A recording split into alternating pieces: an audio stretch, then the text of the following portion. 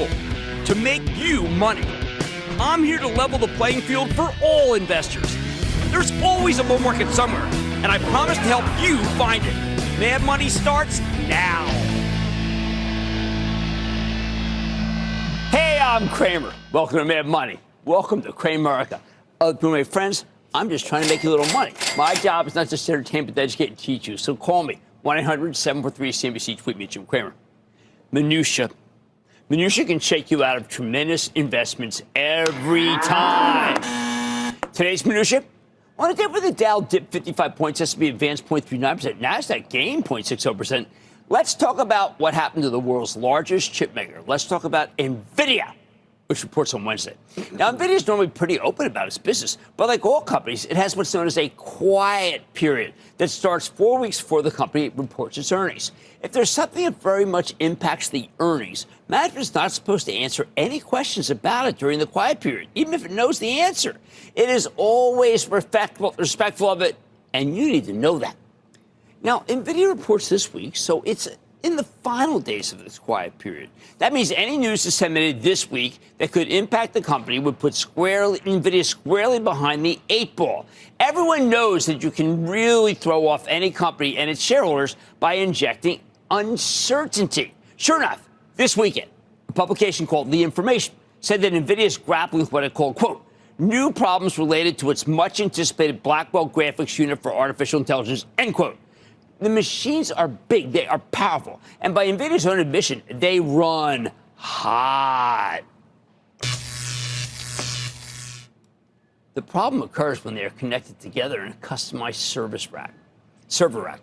Now, look, this is serious business, these server racks, the type of story I'd love to get a response to you about. But when I tried to get a response from NVIDIA, I got, listen, Jim, we're in quiet period. We can't help you. So this really noisy, not great story comes out. I try to find out what's going on, and I can't. That means I have no idea if there's something that could delay large-scale implementation of Blackwell. That's their latest and greatest chip. Perhaps it'll be delayed until January, when management on record saying that the new product line could be humming. Maybe there's a problem beyond that. Or perhaps there's no real issue at all. Because the key company that installs NVIDIA's chips, known as Dell, announced today in a tweet, quote, the first in the world NVIDIA GB, the Grace Blackwell 200 NVL72 server racks are now shipping. The server racks that we were told weren't shipping. As Michael Dell went on in his tweet, quote, we are thrilled to deliver our liquid-cooled PowerEdge XE9712 to CoreWeave. The AI rocket just got a massive boost, end quote. CoreWeave is a new cloud computing provider that's been a voracious user of NVIDIA chips. Of course, The Information updated their piece with that info, which pretty much called the whole exercise that The Information had issued into question. Oh, boy, was the damage ever done? So then the question becomes, who's telling the truth here? The Information, which says there are real issues involving delays, or Michael Dell, who's telling you there is no delay? Here it is. I have known Michael Dell for years. He has not impressed me as anything other than a scrupulous business person ever since Dell came public for the first time in 1988. The Information? I first chronicled their activities back on August 2nd, just when they broke the story that Blackwell was running late. Funny, when I called NVIDIA back then about the Information story of Blackwell back then, the company had just entered quiet period, so they weren't allowed to talk to me. Sensing a pattern here? Quiet period, quiet period. Just like this quiet period, I could only sit on my hands and let the negative story wash over me. Funny, when that story broke, the stock was at 107. 5 days later, it was at 98. With NVIDIA back up to 149 earlier this month, you left a huge amount of money on the table if you took your cue from the Information's information.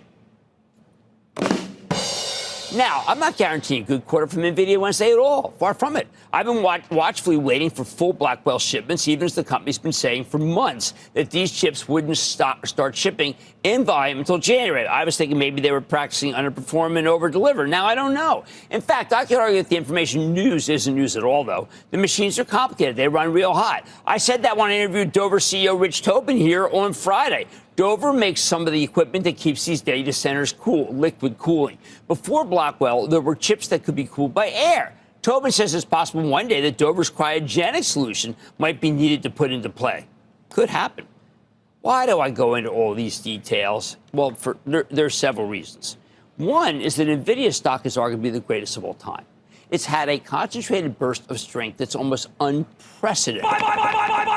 This thing is no warhorse. You know what it is? It's a sprinter and a workhorse at the same time.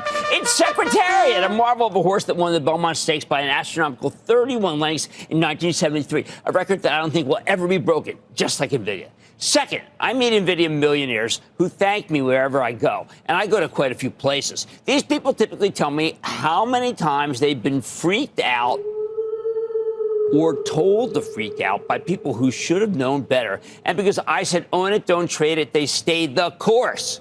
Many of these people bought this stock because I renamed my rescue mutt NVIDIA back on June 20th in 2017 in a desperate gambit for you to understand that this was a big stock. Everest was rechristened on a day when the stock traded at $3.88. The stock's now at $140. In that time, I've realized that we've all become way too trading-oriented around here. Now, we're in NVIDIA at the beginning of August of this year at 107 when the devastating information story broke about the delay, the one that NVIDIA couldn't respond to, a hopeless piñata reviled by the short sellers and allegedly by the customers, although I couldn't find a single one who was truly aggrieved. Given the newfound trading proclivity, I have to wonder how many people had the armor of the dog NVIDIA and how many had it wear off. It wore off. If it wore off, you forgot the amazing thing about NVIDIA, which is that it has really no competitors. Now, here we go again. Maybe NVIDIA mentions the information delay story on Wednesday conference call. Maybe we'll mention Michael Dell's shipment of Iraq Blackwell, suggesting, I think it suggests that they'll still have the opportunity to ship these chips in volume in January, which is what I've been led to expect. However, the trading obsession might have shaken you out today, especially because you couldn't hear a response from NVIDIA because of the information to the story during the quiet period. But let me ask you, what if Blackwell really is delayed until January? Will that mean big wins for the people who paid beaucoup bucks to buy competitor AMD up for today? We own AMD for our charitable trust, like it very much. We own it right along with NVIDIA, and we know it doesn't have product that's as good as Blackwell. If I weren't so against trading, I guess maybe I would have sold AMD up 5 and then buy it back lower when the erroneous data is washed out of the stock. I didn't do that. I don't play that game. Maybe you think NVIDIA's customers are all hopping mad and willing to hold back money. That would be wrong, too. They have nowhere else to go for this kind of chip. So what then is this story about from the information? Is it much ado about nothing? Well, not if you work at the information. The information's job is to sell subscriptions. It's a noble goal. I did it for years. This story likely did that in spades for them. And NVIDIA actually reports a shortfall. The new subscription will be endless. After all, if Jensen Huang starts out by saying, you know what, we blew it, the servers can't handle the heat, and Colette Kress, the CFO, quantifies all that business as loss and all the upset clients, then the information may have gotten a huge scoop. Maybe this time really is the top, and it's all because of the server meltdowns. But the bottom line, I actually am more inclined to think that you're getting a buying opportunity in NVIDIA thanks to the information publishing a story that may simply not be that, unless you didn't know all that much and you parted with NVIDIA as soon as the news came out. Ann in Indiana, Ann.